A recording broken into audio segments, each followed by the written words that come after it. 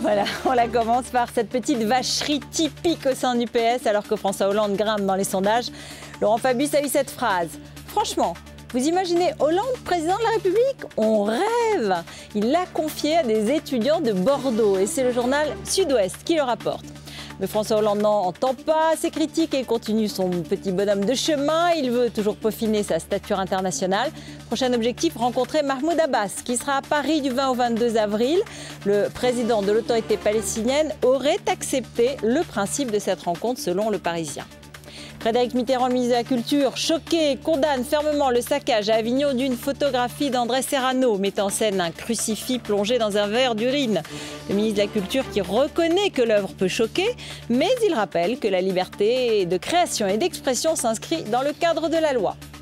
Une idée de reconversion pour Nicolas Sarkozy, interrogé par le JDD sur un rôle qu'il pourrait faire jouer au président, Woody Allen n'a pas hésité. Il verrait bien Nicolas Sarkozy en Humphrey Bogart, vrai ou faux dur, hein.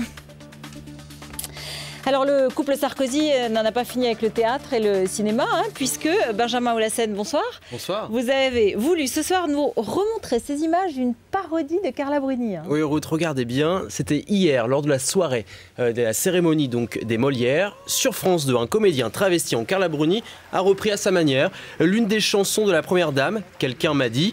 Le tout sous le regard d'abord amusé, puis médusé de la mère de la chanteuse, mais aussi celui de sa sœur Valéria Bruni-Tedeschi, la comédienne qui était assise aux côtés de Frédéric Mitterrand, le ministre de la Culture, plutôt mal à l'aise. Regardez.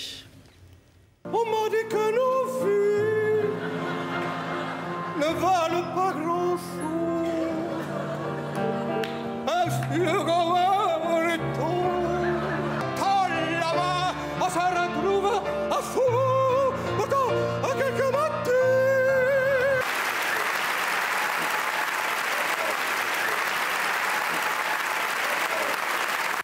Il a l'air un peu de s'excuser auprès de Valéria Bruni-Tedeschi, effectivement. Jean-Marie Le Pen dérape dans France.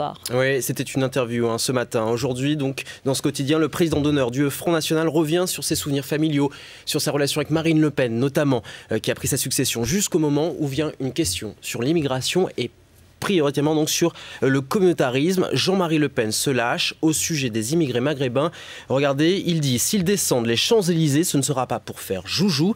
Par exemple, ils veulent sodomiser le président. Ils se donnent ça comme objectif. Je répète, qui les arrêtera ?» Alors pour le moment, si la phrase a beaucoup fait parler sur Internet et notamment sur Twitter, aucune réaction de Marine Le Pen. J'ai contacté donc le service de presse du parti qui lui aussi ne désire pas commenter les propos. Ils me disent de rappeler demain. Merci beaucoup Benjamin. On rappellera demain, vous nous donnerez des nouvelles. Merci. Restez avec nous dans un instant. Notre face-à-face du soir. Geoffroy Roux de Bézieux face à Dominique Paillet. A tout de suite.